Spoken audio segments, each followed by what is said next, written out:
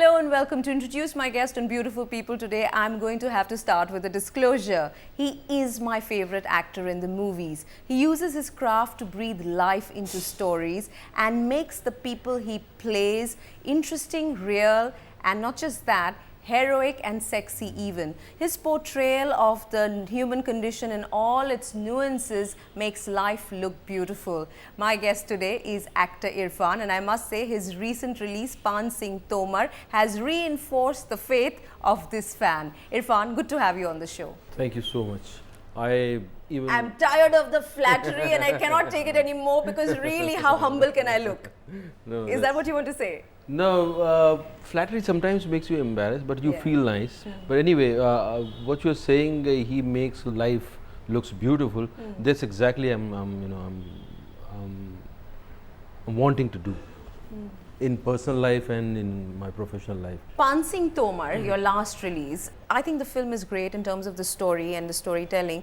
What I found interesting was that you managed to play Paan Singh Tomar even as the gawky, gangly teenager who wanted to have a good meal and so became a sportsman and joined the army.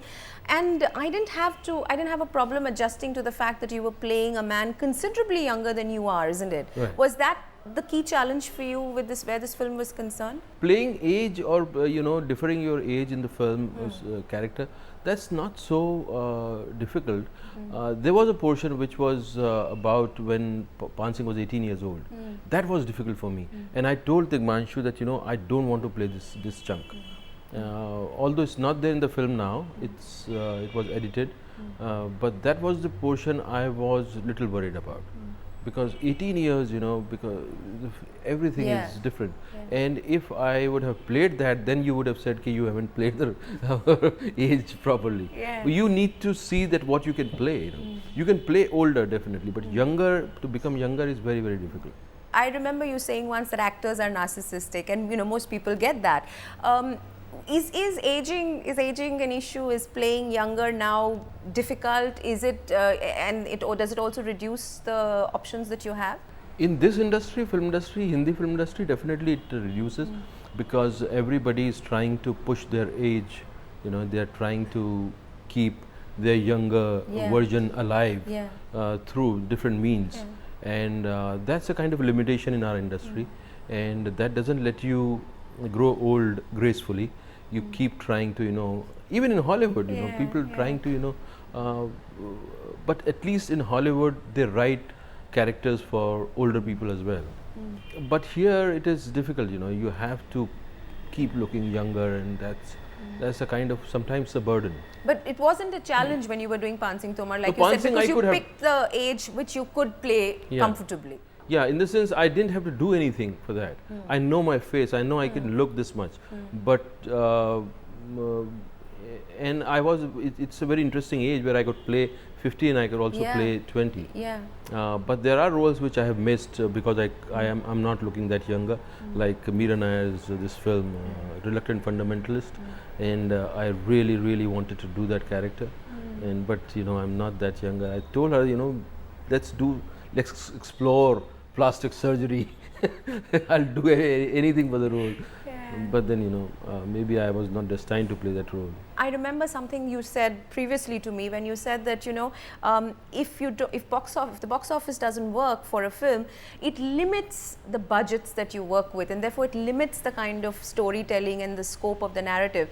And I felt that happened with Paan Singh, especially the bits that happen in Japan, and all the historical bits. The intimate historical bits are fine, but anything that is the race, the travel, the milieu, that begins to look, I think Hollywood gets that right, isn't it? And we haven't yet figured that out. Would you agree? Also because the film had a limited budget, and they could only spend that much on my name. If other actor would have been playing, then those portions would have looked something else.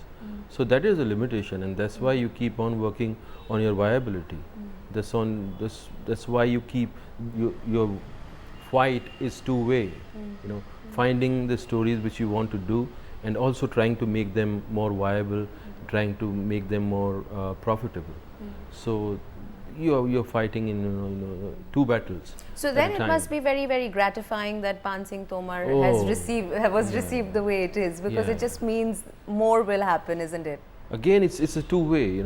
One, that Paan Singh worked for me, and another thing which is very, very important for me is that the real Paan Singh's story is out now. Now people know about him, and people are also. There's a very funny thing. Earlier, when we were doing the research, there was not a single alphabet on Paan Singh's name on the internet. Not a single thing. And also, like my friend was posted there in Alwar, in Dholpur, I think. And I told him, he was DYSP at that time. And I told him, there was a character like called Paan Singh Tomar, and he was a national champion and steeplechase runner. Could you find out something about him? And he couldn't find out anything. And now there are people who are proudly saying that my father was killed by Paan Singh. So from being non-existent in the consciousness of people, you suddenly have managed to create a narrative for this man, isn't it? This man, and his story is out, and why this story is important for me, because it's saying something very, very, very immediate and very contemporary and very important thing. That is that a system should know to respect a talent, because that's the power, that's the resource. You cannot let it go waste. How are you picking your stories? Because it's very, very clear that that's it, isn't it? That is what you're here for, to tell stories. Exactly. Right? So how are you picking your stories? Actually, I realized this very late.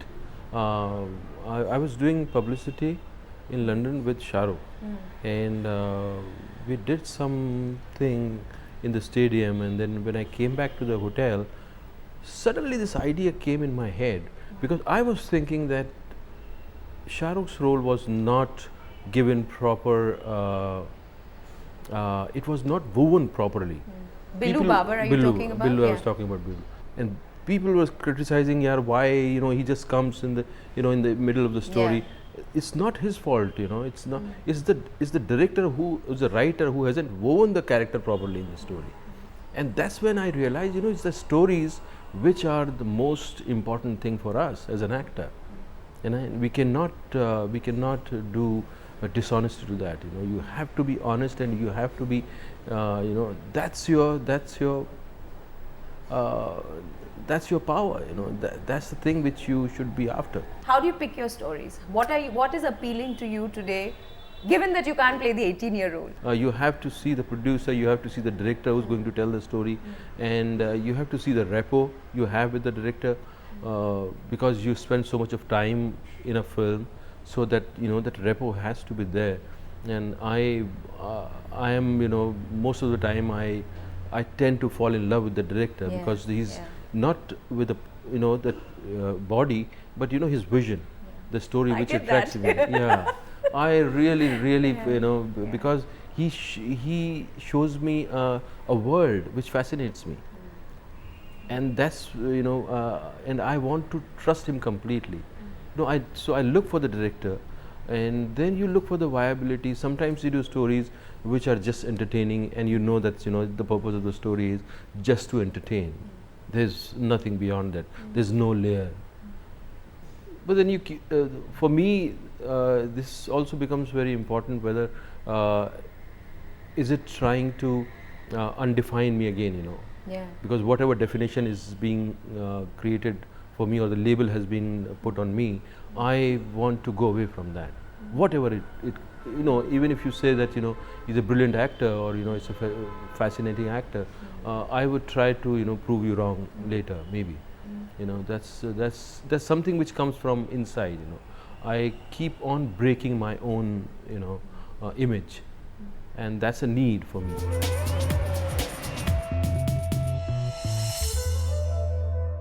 I remember in 2010, this is after Slumdog and after Billu Babar, you had said that there is a wave that Hollywood and the Western world is going through, where you were getting scripts where characters which may not have been Indian are suddenly becoming Indian. Right. Yeah? Is it fair to say that Irrfan today 2 years since then, you are riding that wave, because even as we speak, there are two mega projects that you're in, whether it's The Life of Pi with Ang Lee or Amazing Spider-Man, which is mainstream, massive Hollywood, isn't it? So, fair to say that you're riding that wave which you had described in 2010? But I'm in the wave, you know, I'm not in the peak. I'm, you know, somewhere just tagging along. But isn't this the peak? Why wouldn't you say that? I need to find stories in Hollywood where, you know, the stories are told by, you know, I tell the stories, where, you know, I become the central character. Because I want to take the story on my own shoulder, you know. I want to interact with the story, and I want to have my own version, and I want to, you know, live that story. And that's not happening. Therefore, you're saying you're not riding the wave, but you're sort of getting pulled along. I'm getting pulled along, and I'm getting a share of that, but I'm not happy with it. You know, I'm still, I need to, but it's a nice thing. It's an interesting thing that, you know, they need to incorporate Indian talent now, because they see a big market here, and so in Spider-Man, nobody could have imagined when I was doing Namesake. Later, people were asking me, "Oh, now are you playing Indian, or are you playing different, you know, nationality?" So people were, you know, they were not really happy. An Indian actor playing an Indian nationality. So they were saying, it's a kind of promotion if I was not playing Indian. But now I feel it's much more interesting that, you know, they are incorporating Indian national in their main story. Why isn't Life of Pi with Ang Lee, why aren't you seeing that as a triumph? Why are you playing it down? Exactly, yeah. It's a triumph, but, you know, it's the boy who's... and you play the adult Pi. I play the adult Pi, and, you know, I shot with Ang Lee for 7-8 days for a week. I want to shoot with him, you know, for 2 months. So I can, you know, extract whatever, you know, I can feel, I can experience Ang Lee, you know, in his full... but what was it like working with Ang Lee? Very challenging, because the kind of challenge he threw at me was immense. And although I had to, you know, I was in the contract, I had to be with him for 7-8 days for a week. But the preparation for that was humongous. No, I had to read I had to imbibe the book completely, you know, his the philosophy of the book, you know, the situation and everything, you know. You have to be the storyteller of the book, of that idea, and that idea is such that it will never ever it will never date till the human being exists on this planet. Life of Pi book will never date, because it talks about humanity. It talks about human beings, how they evolved, what are their concerns, everything, and then you have to come on top of that. So how do you prepare for that? So you read it and then you grapple with the ideas. Well, you keep thinking about things. And I wish I would have played that character maybe 5 years later. Spider-Man, completely different. Mainstream, multi-million-dollar project. Is it a completely different world in terms of the marketing, the production, the pre-production, the money, or if you remove all this packaging and the dressing, at the end of the day, is it all the same? It's all the same. It's more, it's very refined and immaculate marketing. And also there's one very interesting thing that we used to have earlier. Like our commercial films used to have substance in it. Vimal Rai, Guru Dutt, V. Shantaram, you know, although they were very commercial films, you know, but there was justice to commercial films. Nowadays, when a commercial film is there, it's like, you know, it's fluffy. You know, very rarely somebody puts substance into it. But there, you know, if you see Batman, or you see Spider-Man, or you see, you know, Matrix, there is something there to dwell upon. So that is one thing which we must strive for. So what did you dwell upon in Amazing Spider-Man? Now you have to. Now I've pinned you down there. Come on. What was it that you took away from that film? The story talks about a fantastic situation where a human being can become superhuman. Yeah. And they can do it with scientific methods, with scientific research, they can do that. People believe that the world is run by few, and they are deciding which way world should go. Yeah. Although they are sitting somewhere else, but another part of the world, how a kid is being influenced by what they are doing and how he should think at this corner of the world, they decide, and that's happening. What's the name of the character you play? The Dr. Ratha. It was the name was it wasn't Ratha originally, it was something else, but then they found Ratha was much more it goes with me than an English name.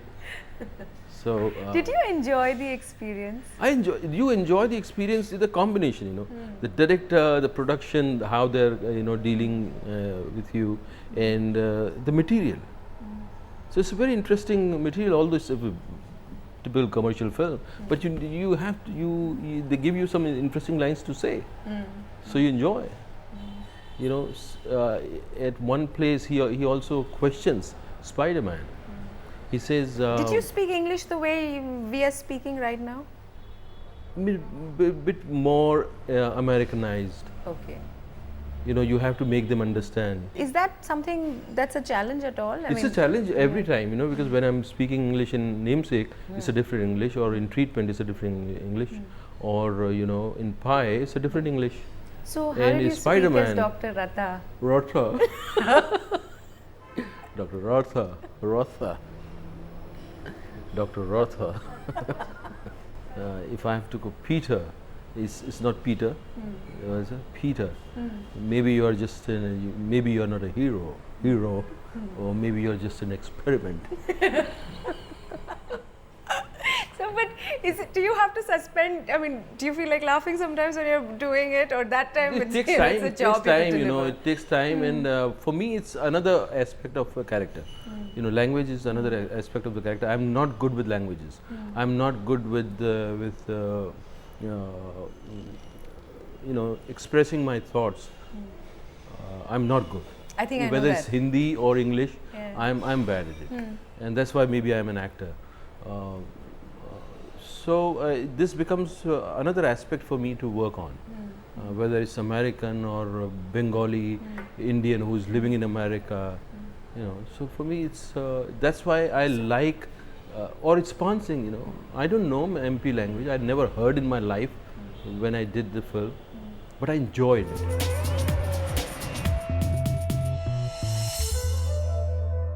Where are you now in your life as an actor? Because I thought you were at your peak, both in terms of the work you're getting and in terms of what you're doing with all the opportunities you're getting.